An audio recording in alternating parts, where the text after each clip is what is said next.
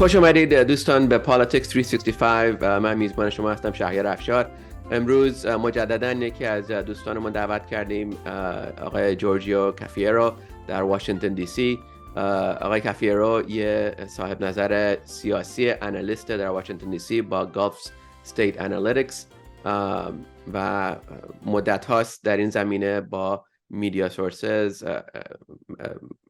شبکه‌های مختلف، پروگرام‌های مختلف نظرشون رو عنوان کرده و ما می‌خواستیم دعوتشون کنیم مجدداً به برنامه، مخصوصاً در مورد حوادثی که در گازا هنوز داره اتفاق میفته، آینده واقعاً مردم فلسطین، اسرائیل و نقش ایران در خاورمیانه و مخصوصاً با رابطه‌ای که ایران داره با حماس. بقیه برنامه به فارسی تهیه شده، پس ما رو ببخشید از اون لحاظ. این چند دقیقه رو ما با انگلیسی به انگلیسی تهیه کردیم، اما خب تا اونجایی که میدونیم همتون کاملا مسلطین.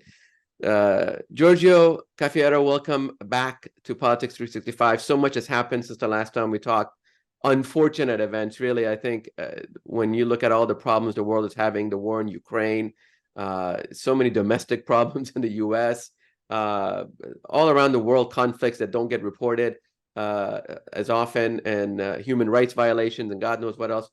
And here we are, October, not now, but back in October 7, the sudden attack of Hamas really turned the world upside down. Protests all over the world from all different sides, from Jewish people protesting against their right-wing government, from Palestinians and people that support Palestine's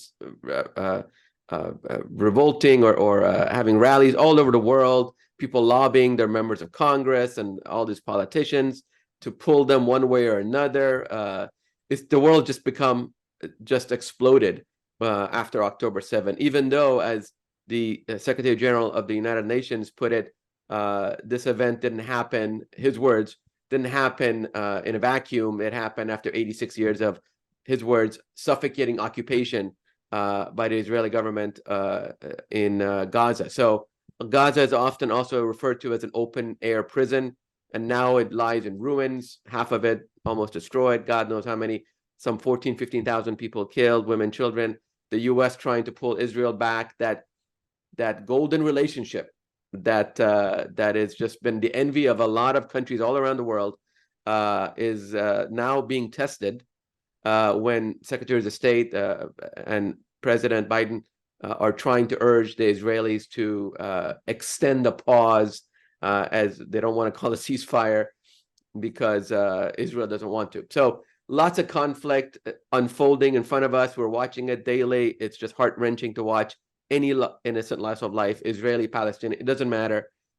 The world wants, I think, the peace to evolve eventually, but every time we take one step forward, we take two steps back, as in October 7. So given all that setup and background, how do you see events unfolding going forward? Will this pause hold? And if it does, what does the future of the Palestinian people and the Israelis look like? Thank you. Good to be back on your show. Only wish we had some brighter things to talk about, but we're here to talk about the reality for what it is. As I'm sure your listeners are aware, earlier this month, on November 21, Hamas and the Israeli government agreed to a deal that was brokered by Qatar, Egypt, and the United States, putting us in the position we're in now, where there's been a humanitarian pause, which as of now has been extended a couple of times, and there has been a prisoner/hostage exchange between Gaza and Israel, with Israeli citizens and also some non-Israeli citizens held hostage by Hamas in Gaza being freed in exchange for Palestinians imprisoned in Israeli prisons, most of them never ever charged with the crime. And also this deal has allowed for some humanitarian aid to enter Gaza, not nearly enough aid to address the catastrophic humanitarian disasters and the health crises in Gaza, but some aid has gotten in nonetheless. At this point, it unfortunately appears that this humanitarian pause is going to expire. We don't know exactly when that will happen. The Qatari, Egyptian, and American mediators are doing everything they can to extend it as much as possible, but that's really an uphill battle at this point. And the Israeli government has been pretty clear that they're going to resume the military campaign against Gaza. So unfortunately, that's where that's probably what we're going to see quite soon. To be clear, though, this is my opinion is that this Israeli objective of destroying Hamas is totally unrealistic. I think the Israelis are not acting in a very strategic way. Hamas is very much about ideas, and there are certain conditions that led to so many Palestinians in Gaza, and as we're even starting to see more so now in the West Bank, becoming supportive of Hamas. The conditions that Israel is creating will only lead to more support for radical and militant action on the part of groups in Gaza, whether we're talking about Hamas, Islamic Jihad, or possibly other factions. Also, Hamas has a presence in Lebanon. And the percentage of Hamas fighters in Gaza that Israel's killed is a pretty small percentage. All of this is to say, I think Hamas is going to remain a player in the Israeli-Palestinian conflict when the dust eventually settles. There is this question about the future of Gaza, though.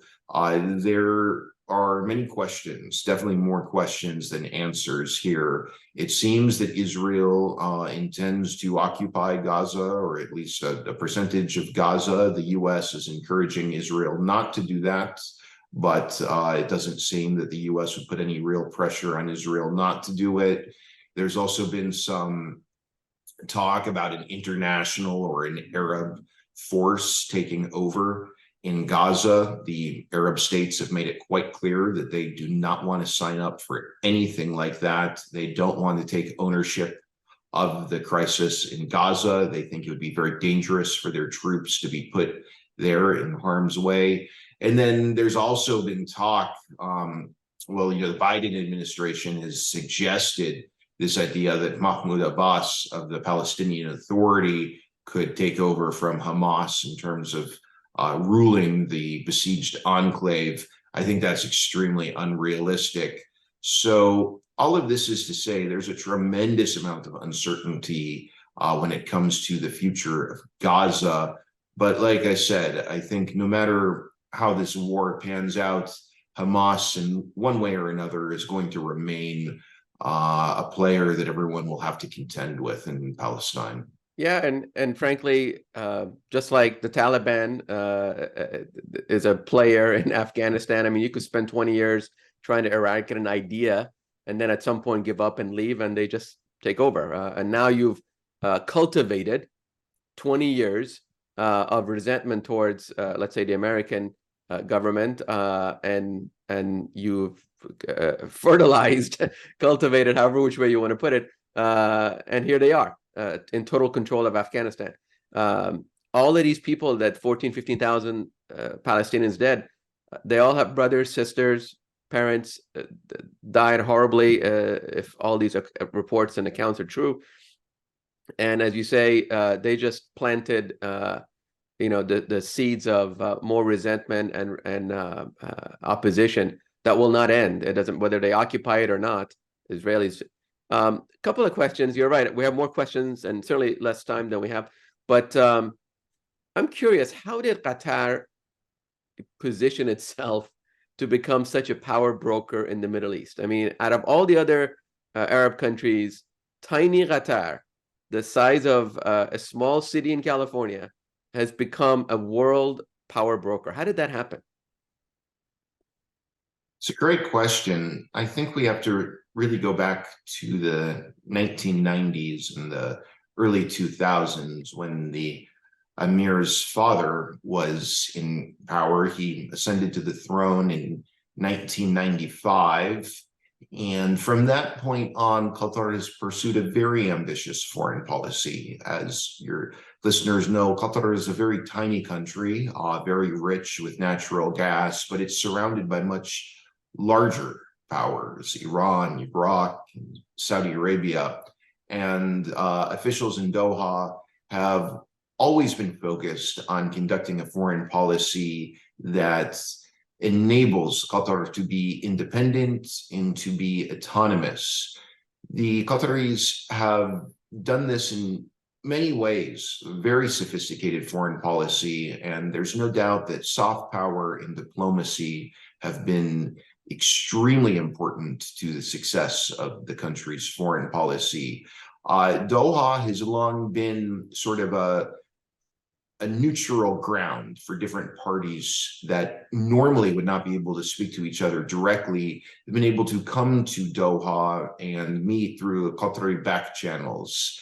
And we saw this in September with the prisoner/hostage swap between the United States and Iran. A lot of the meetings that took place to make that swap possible in September, that started in last year, and those meetings were taking place in hotels all over Doha.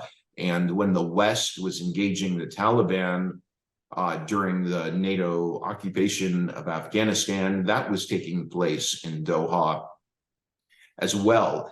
And since 2012, the exiled political leadership of Hamas has been based in Doha.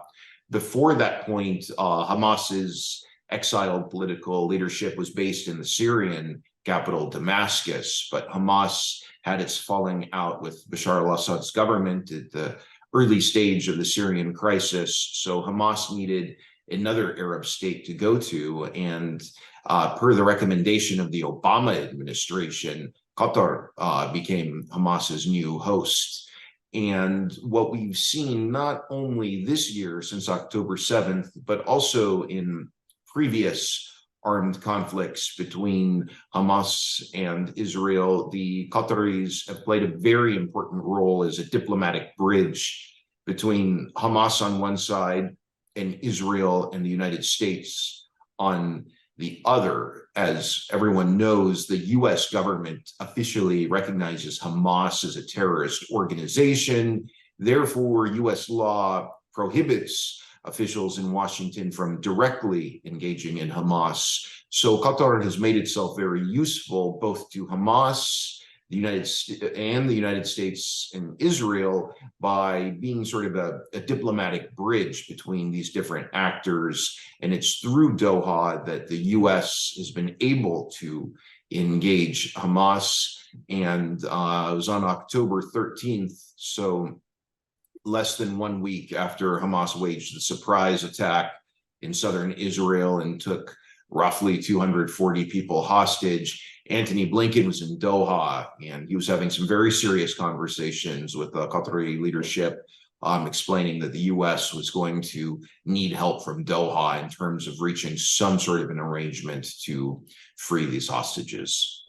That's an interesting characterization that the way the US foreign policy works or does not work is that we react to a government because we don't like their policies, or maybe we're pressured by internal lobby groups, and designate them as a terrorist organization, which then prohibits us from engaging with them directly. And then, of course, we sanction terrorist organizations. We use the sanctions controls to sanction terrorist organizations and countries, which limits diplomacy.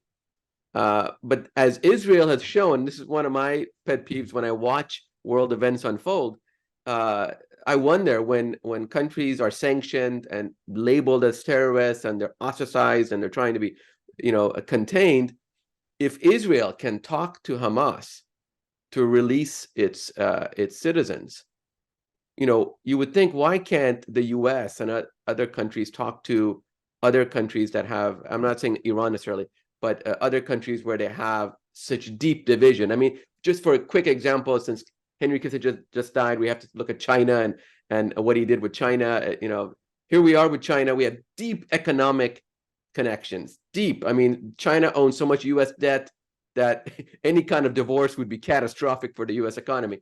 But here we are, staunchly opposed to the way China handles its citizens, all kinds of human rights violations, just world famous. But when it comes to the Middle East, it seems like we take a different approach. We tolerate Saudi Arabia, their human rights violations, but some other countries we categorically reject. And I wonder what dynamic is that plays out that creates this power vacuum, like you put it, soft power of Qatar to step in and fill the void where, frankly, U.S. could have been there, but because of its own foreign policy, we're not. There's some really great points you make, raise some interesting questions. This is something that does define U.S. foreign policy in the Middle East, where we have, the countries sort of in two different camps. There's the good countries, and we act like they're angels, like Israel. And then there are the evil countries, the malign countries, Iran, Syria, so on and so forth.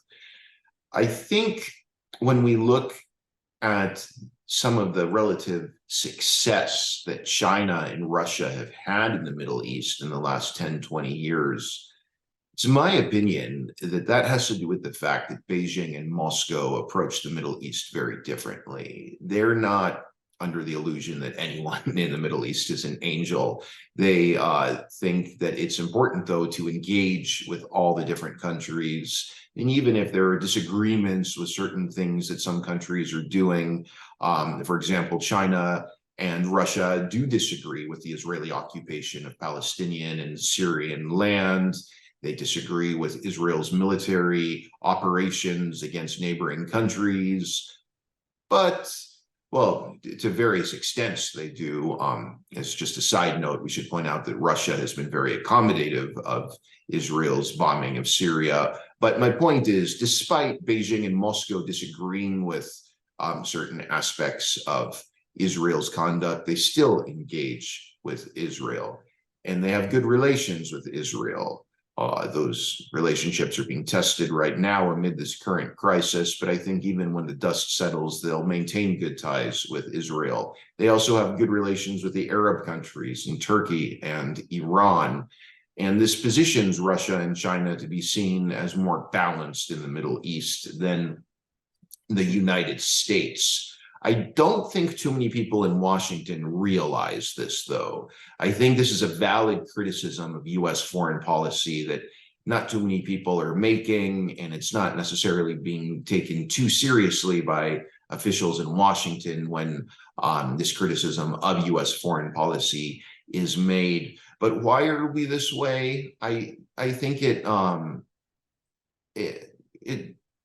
has in no small part, it has to do with the fact that the U.S. is obviously very close to Israel and very concerned about every national security threat that Israel faces. There are religious factors, people-to-people factors, historical factors that make the U.S. so close to Israel. And sort of a starting point that many in the U.S., at least in Washington, have when looking at the Middle East is that what's good for Israel's security is good for the United States, and therefore the U.S. should always be instinctively committed to countering any country that represents a threat to Israel. Right. I mean, this is not a criticism. It's just an observation. Just when you look at statistics and economic foreign aid distribution, I mean, I've always thought of Israel as the 51st state. It is what it is. Again, it's not a criticism. It's just really, I admire what the American Israeli Public Affairs Committee has been able to do. I mean, no politician in the U.S. can get elected without AIPAC support. They give money to both sides, as you mentioned it, explaining the U.S. Israeli alliance. It's there for, good reason, and it has many pros and many cons. This relationship, as you put it, being tested now with actively U.S. President and Blinken on TV, begging, trying, publicly saying you should pull back, you should do this, trying to put conditions on what Israel does next. and with all the indications being Israel may not listen. They may do whatever they want with this ideology, as you put it, or philosophy or military tactic, I don't know what to call it, that they're going to get rid of Hamas, which just sounds totally crazy to me, to be honest. I don't know how you get rid of an ideology like that. You can kill, for every one Hamas leader or person they kill, seems like, just statistically speaking, they're killing about 50 to 100 innocent people standing next to them, if these numbers are true. I don't know how you sustain that. I don't know how you explain that. I don't know how, as a country, you bypass the Geneva Convention or human rights laws and the UN or any of those accountability institutions worldwide. And yet, here we are. That's exactly what's happening, unfortunately. As Israel has a right to defend itself, surely, and to live in peace, not just defend itself, to live in peace. They're also in the midst of these, what many are calling war crimes, without accountability. So you're right, as you put it, we have more questions than we have answers, and unfortunately, we're out of time. Giorgio Cafiero, thank you so much for joining us again. Always a pleasure to hear from you, your perspectives from Washington, D.C. We're out here a million miles away, and we really need your perspectives to stay focused. Thanks again, and I hope you'll join us again soon. Thank you so much. Thank you.